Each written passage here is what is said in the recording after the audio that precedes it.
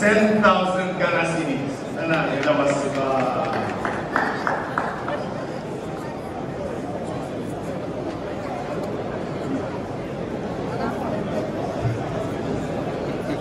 And so soon we should bring this to the show.